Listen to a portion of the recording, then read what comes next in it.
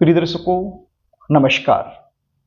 आज मैं आपको बताने वाला हूं मंगल दोष परिहार के बारे में। जन्म कुंडली के 5 भाव ऐसे होते हैं जहां पर यदि मंगल बैठ जाए तो वो बच्चे मंगलिक कहलाते हैं। लेकिन हमारे शास्त्रकारों ने कुछ ऐसे सूत्र बताए हैं, यदि वो सूत्र जन्म कुंडली में लागू हो जाएं तो फिर 5 भाव में मंगल होने के बावजूद भी मंगल दोष नहीं लगता है। मंगल दोष का जो नेगेटिव इफेक्ट होता है, जो वैवाहिक जीवन को खराब करता है, वो नेगेटिव इफेक्ट उन बच्चों को नहीं लगता है। तो उन्हीं सूत्र के बारे में आपको बताने वाला हूं। आपको पता चलेगा कि वास्तव में मंगल दोष है या नहीं है। आप देख पा रहे होंगे ये 5 भाव, ये पहला, ये चौथा, ये 7वां, ये 8वां और ये 12वां। ये 5 भाव, यदि इन 5 भावों में मंगल बैठा हुआ है तो ऐसे बच्चे मंगलिक कहलाते हैं। लेकिन इससे ऊपर की बात क्या है, उसके बारे में आज मैं आपको बताने वाला हूं। जन्म कुंडली का जो पहला भाव होता है, यहां पर यदि मंगल बैठ गया तो मैंने बताया आपको मंगलिक हो गया। लेकिन यहां पर यदि मेष राशि है, आप देख पा रहे हो 1 नंबर, यानी 1 नंबर का मतलब मेष राशि। यदि 1 नंबर यहां लिखा है और मंगल यहां बैठा हुआ है तो ऐसे में मंगलिक बच्चा तो हुआ, लेकिन ऐसा मंगलिक जिसकी शादी मंगलिक और नॉन मंगलिक दोनों के साथ हो सकती है। यानी मंगल दोष इसको यहां पर नहीं लगेगा। देखने में ये मंगलिक है, लेकिन मंगल का जो नेगेटिव इफेक्ट होता है वो इसके ऊपर नहीं आएगा यदि पहले भाव में 1 नंबर लिखा है और मंगल यहीं पर बैठा हुआ है तो। अगला ये है चतुर्थ भाव, यानी चौथा भाव। यदि मंगल यहां पर बैठता है तो मैंने आपको बताया था कि मंगलिक होता है बच्चा, लेकिन एक शर्त है यहां पर, यदि 8 नंबर यहां लिखा है, 8 नंबर का मतलब है वृश्चिक राशि, तो 8 नंबर यदि यहां लिखा है और मंगल यहीं पर बैठा है तो भी ये मंगलिक दोष नहीं लगेगा। मंगलिक और नॉन मंगलिक दोनों प्रकार के बच्चों के साथ यहां पर शादी हो सकती है। इसको हम आंशिक मंगलिक बोल सकते हैं, इसको हम आंशिक मंगलिक बोल सकते हैं। ऐसे ही जन्म कुंडली का जो सप्तम भाव, ये सप्तम भाव है, यहां पर यदि मंगल बैठा है और लिखा क्या है 10 या 12, 10 या 12 में से कोई भी अंक लिखा है और मंगल यहीं पर बैठा हुआ है। वैसे तो ये सप्तम भाव है, यहां पर यदि मंगल बैठ गया तो मंगलिक बच्चा होता है, लेकिन यदि 10 और 12 लिखा हुआ है तो मंगल दोष नहीं लगेगा। ये मंगल दोष का परिहार माना जाएगा। इसको आंशिक मंगलिक बोला जाएगा। नॉन मंगलिक और मंगलिक दोनों के साथ यहां पर इनकी शादी हो सकती है।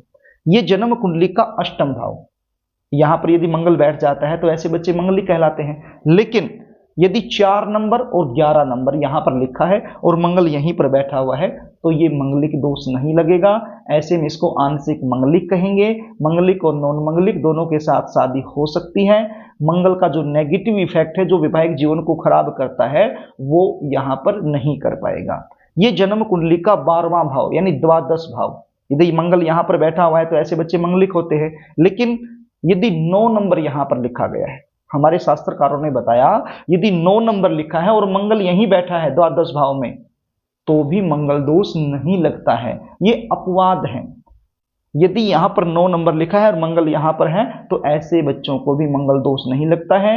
मंगल दोष का परिहार इसको माना जाता है। मंगलिक और नॉन मंगलिक दोनों के बच्चों के साथ शादी यहां पर की जा सकती है। ये एक विशेष सूत्र हमारे शास्त्रकारों ने बताया है। अलग अलग ग्रंथों में इनकी जानकारी मिलती है। अब इससे आगे वाला क्या सूत्र है, यदि जन्म कुंडली इन्हीं 5 भाव में, माफ कीजिएगा, जन्म कुंडली के इन्हीं 5 भाव में से मंगल किसी भी एक भाव में बैठा है और डिग्री वाइज उसमें बल कम है, यानी उसकी डिग्री कम है या फिर बहुत ज्यादा अधिक है, यानी 1 से 3 डिग्री का मंगल इन्हीं किसी भी भाव में यदि बैठा हुआ है तो वो भी आंशिक मंगलिक कहलाता है।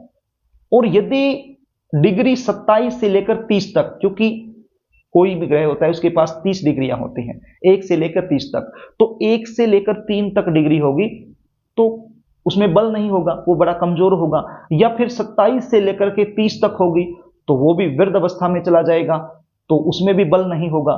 तो इसलिए यदि इन 5 भाव में मंगल बैठा है और डिग्री वाइज बल उसमें कम है तो भी आंशिक मंगलिक कहलाएगा। आप देख लेना, आपकी जन्म कुंडली के अंदर यदि मंगल 1 से लेकर 3 डिग्री है या फिर 27 से 30 डिग्री का मंगल है और इन्हीं भाव में बैठा हुआ है, तो मंगल दोष नहीं लगेगा। मंगलिक और नॉन मंगलिक दोनों के साथ शादी ऐसे में हो सकती है। अगला सूत्र क्या कहता है, यदि मंगल अस्त हो जाए। अब अस्त कैसे होता है? सूर्य के चलते अस्त होता है। जब भ्रमण करते हुए सूर्य देव किसी भी ग्रह के बहुत ज्यादा नजदीक चले जाते हैं, डिग्री वाइज वो बहुत ज्यादा नजदीक उनके पहुंच जाते हैं, तो ऐसे में सूर्य देव अस्त कर देते हैं ग्रह को, क्योंकि आग का गोला है, बहुत ज्यादा तेज है सूर्य में, तब सूर्य के पास कोई भी आएगा तो उसको अस्त कर देगा, निष्क्रिय कर देगा। तो यदि मंगल अस्त है, इन्हीं 5 भाव में बैठा है, लेकिन मंगल अस्त है, तो भी मंगल दोष नहीं लगेगा। ये मंगल दोष का परिहार माना जाता है। ऐसे में मंगलिक नॉन मंगलिक दोनों के साथ शादी की जा सकती है। आगे की बात क्या है, यदि सप्तम भाव का स्वामी, अब देखिए जन्म कुंडली का ये है सप्तम भाव, आप समझ रहे हैं, ये सप्तम भाव है। यदि इस भाव का स्वामी सप्तम भाव में ही बैठा हो, यहीं पर ही बैठा हो, तो भी मंगल दोष नहीं लगेगा। चाहे मंगल इन 5 भाव में से कहीं पर भी हो, नो प्रॉब्लम। यदि सप्तम का स्वामी सप्तम में बैठा है तो मंगल दोष नहीं लगेगा। अगला पॉइंट, यदि सप्तम भाव का स्वामी कहीं पर भी बैठा हुआ है और उसकी जो दृष्टि है वो सप्तम भाव पर आ रही है, तो भी मंगल दोष का परिहार माना जाता है। तो प्रिय दर्शकों, यदि ये सूत्र आपकी कुंडली में लागू हो जाते हैं और मंगल आपकी जन्म कुंडली के इन 5 भाव में, ये होता है प्रथम, ये होता है द्वितीय, ये माफ कीजिएगा ये चतुर्थ भाव होता है, और ये सप्तम भाव, ये अष्टम और ये द्वादश, यानी इन 5 भाव में मंगल बैठा हुआ है और जो सूत्र मैंने आपको बताए हैं ये सूत्र लागू हो जाते हैं, तो चिंता करने की बिल्कुल भी आवश्यकता नहीं है। जरूरी नहीं है कि मंगलिक के साथ ही शादी होनी है, नहीं, नॉन मंगलिक के साथ भी हो सकती है और मंगलिक के साथ भी होती है, इसमें कोई दो मत नहीं है। बाकी और सारी चीजें देख लेना। अब कुछ शास्त्रों में ऐसा भी है कि 28 गुण यदि मिल जाते हैं तो मंगल दोष का परिहार माना जाता है, मंगल दोष अविचारणीय हो जाता है। यदि 28 गुण या 28 गुण से अधिक मिल जाए तो मंगल दोष भले ही हो तो भी मंगल दोष अपना प्रभाव नहीं दिखाता है। और कुछ शास्त्रों में ऐसा भी लिखा है कि 28 साल के बाद मंगल अपने आप ही समाप्त हो जाता है, लेकिन इन सूत्रों में बहुत ज्यादा दम नहीं है मेरे हिसाब से। लेकिन जो सूत्र मैंने आपको बताई ये काफी स्ट्रिक्ट सूत्र हैं, मतलब ये अनुभव में भी लाए गए हैं और हमारे शास्त्रों में भी लिखे गए हैं। तो ये सूत्र आप देखिए, अपने जन्म कुंडली में लागू करके देखिए, आपको पता चलेगा कि आप वास्तव में मंगलिक हो या फिर जबरदस्ती आपको मंगलिक बनाया जा रहा है। प्रिय दर्शकों, यदि आप अपनी जन्म कुंडली का विश्लेषण मुझसे करवाना चाहते हैं, किसी भी प्रकार की जानकारी जन्म कुंडली को दिखाकर आप मुझसे लेना चाहते हैं, चाहे वो विवाह से रिलेटेड हो, चाहे कैरियर से रिलेटेड हो, चाहे हेल्थ से रिलेटेड हो, किसी भी प्रकार की समस्या हो, तो आप स्क्रीन पर दिए गए व्हाट्सएप नंबर के जरिए हमसे संपर्क कर सकते हो। करना व्हाट्सएप है, कॉल मत करना, आप व्हाट्सएप कीजिए, व्हाट्सएप करेंगे तो आपको रिप्लाई जरूर मिलेगा।